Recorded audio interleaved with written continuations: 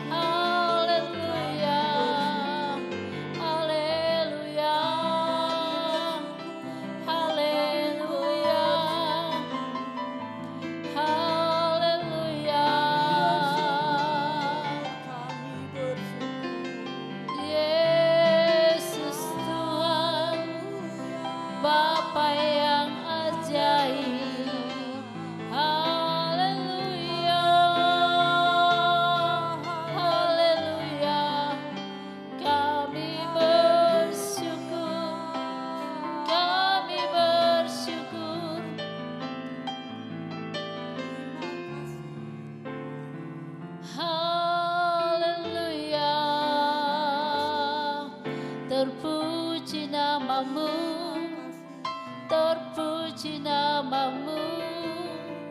Haleluya, Yesus. Haleluya.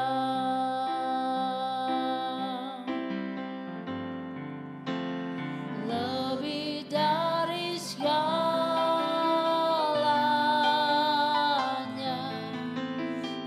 ingin Kau Tuhan.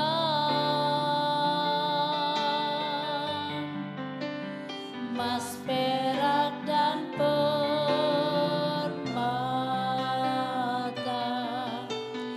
tiada artinya.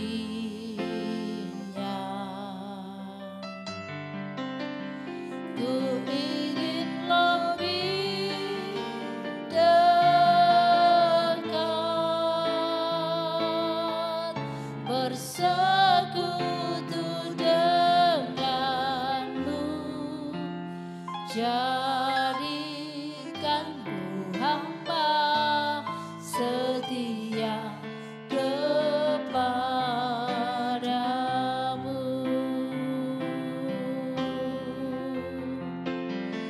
Jadikan ku hamba setia kepadamu.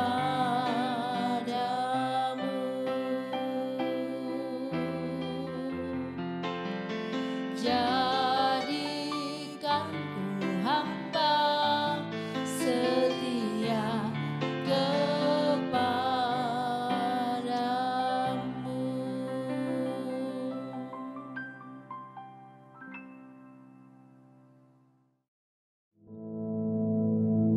Our Father, which art in heaven, hallowed be thy name. Thy kingdom come, thy will be done in earth as it is in heaven. Give us this day our daily bread, and forgive us our debts, as we forgive our debtors. And lead us not into temptation, but deliver us from evil. For thine is the kingdom, and the power, and the glory, forever. Amen.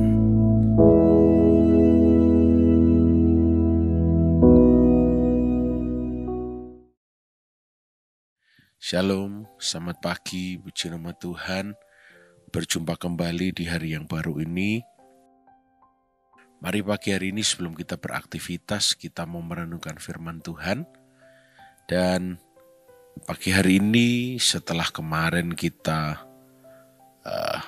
merayakan Hari Raya Pentakosta, ya, kita berdoa bersama-sama selama beberapa hari di gereja, ataupun yang hadir secara online juga, lalu di hari Minggunya kita beribadah. Mungkin masih ada yang bertanya, Pak, saya kok merasa bahasa roh itu gak perlu ya? Perlu gak perlu ya Pak? Nah, izinkan saya mengambil sebuah sudut pandang yang mungkin saudara pernah dengar atau belum pernah dengar mengenai bahasa roh. Coba kita buka dalam Kisah Para Rasul pasal 2, kita baca ayat yang keempat. Kisah Para Rasul pasal yang kedua, kita baca ayat yang keempat. Firman Tuhan berkata, maka penuhlah mereka dengan Roh Kudus. Lalu mereka mulai berkata-kata dalam bahasa-bahasa lain, seperti yang diberikan oleh Roh itu kepada mereka untuk mengatakannya. Amin. Saudara, bahasa roh ini bukan satu hal yang ada sekolahnya atau dipelajari. Tapi bahasa roh ini adalah sebuah bahasa, ya. Makanya kita manusia itu punya kode menggolongkan segala sesuatu dalam kata-kata, dan ini dimasukkan sebagai kodenya adalah bahasa, padahal sebetulnya jauh lebih luas daripada itu, ya. Nah, dikatakan di ayat yang keempat, maka penuhlah mereka dengan Roh Kudus, Baru dikatakan lalu mereka mulai berkata-kata dalam bahasa-bahasa lain.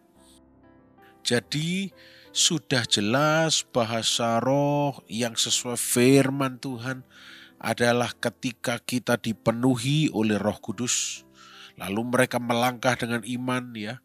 Mereka tidak menggunakan akal mereka, ya. Mereka memuji Tuhan, menyembah Tuhan, ya. Dan ini pernah diteliti di sebuah universitas ternama di Amerika beberapa tahun yang lalu, ya. Diteliti bahwa orang yang berdoa menggunakan kata-kata, tentunya waktu itu bahasa Inggris, dan orang yang berdoa menggunakan bahasa roh, dilihat di MRI, otaknya di-scan. Ketika berbicara menggunakan bahasa Inggris atau Indonesia, frontal lobe bagian depan otaknya ini aktif. Tetapi ketika berbahasa roh, bagian depan dari otak atau frontal lobe ini mostly sebagian besar waktu tidak aktif. Artinya ini sesuatu yang benar-benar di luar kendali manusia. Karena melangkah dengan iman, berbicara dalam bahasa roh, ya. Bukan berbicara kepada manusia. Nah, dikatakan di ayat ini, ya. Maka penuhlah mereka dengan Roh Kudus, lalu mereka mulai berkata-kata dalam bahasa yang lain, ya. Seperti yang diberikan oleh Roh itu kepada mereka untuk mengatakannya, ya. Di dalam bahasa aslinya, di dalam bahasa Yunaninya, bukan glossolalia tetapi laleoglossa. Artinya I speak in tongue, ya. Bukan glossolalia, artinya bahasa roh itu digolongkan sebagai satu bentuk bahasa. Bukan. I speak in tongue artinya saya berbicara sesuai dengan tuntunan Roh Kudus, ya. Nah, laleoglossa ini, saudara, merupakan sarana bagi saudara dan saya, ya, untuk berkomunikasi secara bahasa Yunaninya misteria. Berkomunikasi secara rahasia dengan Allah, ya. Karena apa? Dituntunnya oleh Roh Kudus, ya. Roh yang menuntun, yang memimpin Roh Kudus, ya. Siapa yang berkata-kata dengan bahasa roh tidak berkata-kata kepada manusia, kata firman Tuhan, tapi kepada Allah, ya. Sebab tidak ada seorang pun yang bisa mengerti bahasanya, ya. Hanya Allah lah. Ada sekelompok orang yang mengatakan inilah bentuk worship kepada Allah. Saya setuju. Ini adalah bentuk penyembahan kepada Allah. Menyembah di dalam roh dan kebenaran. Jadi kita nggak usah takut, kita nggak usah alergi, kita tidak usah anti. Yang penting kita tahu yang benar, ya. Kita tahu ini asalnya dari mana, ya. Kita ini berada di akhir zaman, saudara, di mana firman Tuhan bilang Roh Tuhan, Roh Kudus akan dicurahkan besar-besaran. Kita nggak perlu takut pada yang namanya bahasa roh, tetapi kita juga mesti mengerti kebenarannya bagaimana. Itu pun juga bisa dilihat dari buahnya, ya. Kita nggak perlu anti, wah ini bahasa roh ini sesat, nggak ada. Kalau itu dari Roh Kudus, nggak ada yang namanya sesat, saudara, ya. Kalau kita belajar, ya, mengenai bahasa roh, ya, itu sesuatu yang merupakan keistimewaan bagi kita, ya. Bukan sebuah hal yang aneh, bukan sebuah hal yang unik, nyeleneh, tetapi ini keistimewaan bagi kita. Kenapa? Karena kita punya bahasa sandi rahasia, ya. Berbicara kepada Allah dengan sandi rahasia. Bukan berbicara menggunakan bahasa yang orang lain bisa ketahui, ya. Dan bahasa roh ini kalau saudara renungkan baik-baik, bukan sebuah hal yang bisa dibicarakan atau didiskusikan oleh manusia. bukan wilayah kita. Mungkin manusia bisa meneliti seperti para peneliti. Ya, kalau saya tidak salah nama dokternya adalah Dr. Eric Newberg. Ya, pernah meneliti seorang pendeta dan juga beberapa orang percaya yang lain dibawa ke rumah sakit di universitas itu untuk diteliti ketika mereka berbahasa roh. Ya, itu hanya bisa dilakukan diteliti secara medis, tapi bahasa roh ini tidak bisa diperdebatkan. Karena ini bahasa yang dari Tuhan. Tapi juga bukan berarti bahasa roh itu segala-galanya. Nah begini, segala sesuatu kalau dipahami dengan logika akan menjadi berhala. Pokoknya saya kelihatan berbahasa roh, saya kelihatan suci, saya kelihatan kudus. Bukan itu tujuannya. Tapi berbahasa roh itu adalah ketika kita tidak tahu apa yang harus kita ungkapkan, roh akan membantu kita untuk berbicara kepada Allah. Ya. Dan salah satu hal yang saya selalu ingat waktu saya berkuliah, bahasa roh itu untuk bahasa Inggrisnya adalah edify ourselves, untuk menguatkan diri kita. Ya. Ketika kita berbahasa roh, kita tahu kita sedang berbicara kepada a higher authority, a higher power, kuasa yang lebih tinggi, ya, kuasa yang tidak dimengerti, tidak bisa dijangkau oleh manusia, ya. Ketika kita berbahasa roh, kita itu sedang terhubung, terkoneksi dengan Tuhan. Oleh karena itu, saudara nggak perlu alergi dengan bahasa roh, ya. Hari-hari ini, justru kalau saudara hari-hari ini sedang meneliti tentang bahasa roh atau saudara sedang bertanya-tanya, justru saya himbau saudara untuk saudara minta dipenuhi Roh Kudus dan mulai melangkah dengan iman, pergi ke gereja lokal saudara, ya, untuk dibimbing, ya, oleh para hamba-hamba Tuhan, supaya saudara akhir zaman ini saudara dipimpin oleh Roh Kudus, supaya saudara mengalami fullness of the Spirit, kepenuhan Roh Kudus. Karena hari-hari ini kalau kita berjalan pakai daging habis, lihat segala sesuatu kecewa, lihat kanan kiri marah, lihat ke belakang juga sedih, lihat ke depan tidak ada harapan. Hari-hari ini cuma lihat Tuhan saja, pandang Tuhan saja, dan berbicara dengan bahasa yang tersembunyi, misteria, ya. Berbicara dalam bahasa roh karena tidak berbicara kepada manusia. Dan gak perlu takut kalau saudara di gereja, saudara berbahasa roh, ada yang lirik saudara, lagi berbahasa roh kok juga melek untuk apa ya, tutup mata saja. Ada yang lirik saudara bilang, aku gak ngomong sama kamu, aku lagi komunikasi sama Tuhan. Ya, puji nama Tuhan saudara. Mari, minta terus dipenuhi dengan Roh Kudus. Dan saya himbau, Pak, apakah berbahasa roh itu hanya di gereja saja? Di gereja saja, tidak. Bahkan setelah ini selesai, saudara bisa ambil waktu berdoa. Berbahasa roh, gunakan bahasa roh saudara. Supaya saudara mengungkapkan isi hati yang secara misterius saudara sendiri tidak tahu. Tapi Roh Kudus yang di dalam kita akan membantu kita untuk mengungkapkannya. Puji nama Tuhan, mari kita berdoa. Bapa yang baik, kami bersyukur untuk kebaikan-Mu. Terima kasih untuk kesempatan belajar, terima kasih untuk kesempatan bersekutu di pagi hari ini. Dan biar sepanjang hari ini kami semua sehat, diberkati, dan dibungkus dengan darah Yesus. Terima kasih. Kami berdoa, kami mengucapkan syukur. Haleluya. Amin. Selamat pagi, selamat beraktivitas. Tuhan Yesus memberkati.